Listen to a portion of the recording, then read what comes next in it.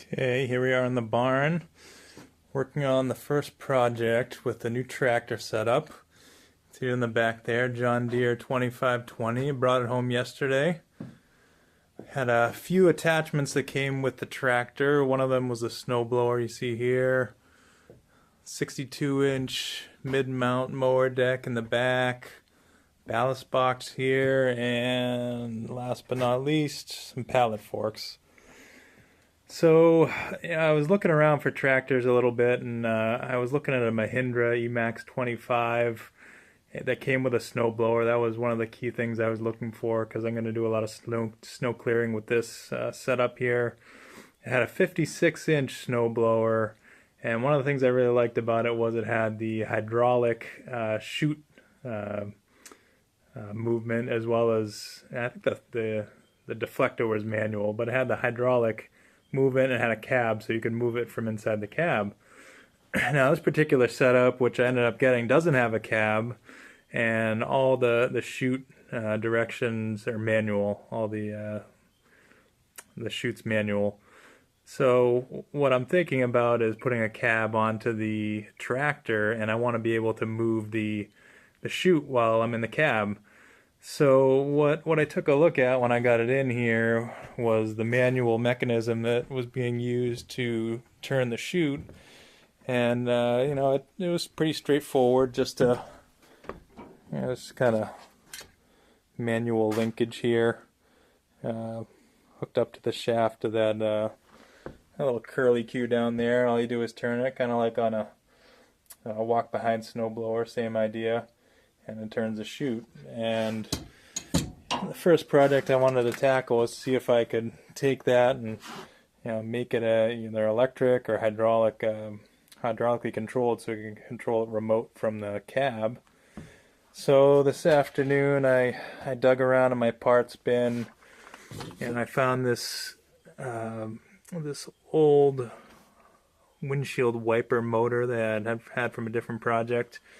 Pretty high torque, low RPM motor. I thought it might work well for this, and I rigged it up here.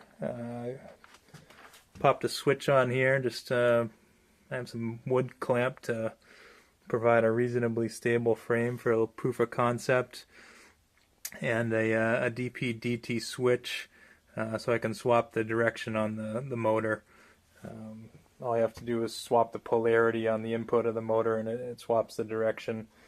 And this motor came with kind of a funny mounting mechanism because it's just for windshield wipers. It was a M6 threaded shaft. You can't see it here. It's on the inside now. But what I did was I just took a 3/4 inch copper cap, just for plumbing, rigid copper, and I drilled a hole in the center, and I got an M6 hex nut and just attached it on there, and then this shaft that's running the helix, it's a little less than 3/4 inch, so it just fit right in there. I took an old nail, popped it through the copper cap, I drilled a hole through the copper cap, popped it through there, and just bent it over and cut it off for clearance. And it seemed like it went on there pretty fine. Just mounted up this motor with a little piece of conduit bracket that I had around, and I gave it a shot, and it seems like it works pretty well. I'll show you guys how it goes. This DP/DT switch doesn't have a center off, so it's either turning left or right, so I just have to kind of flip it back and forth. It's being powered with a 12.5 amp 12 volt power supply here. Let's take a look.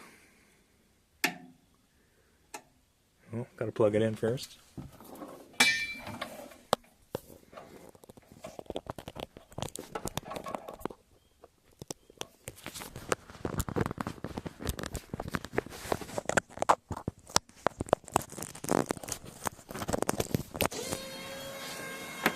Alright, there we go. She's moving almost all the way to the left here. Swap that direction, come back the other way. Got bound up a little bit. Oh, it's like we stripped the strip that right there.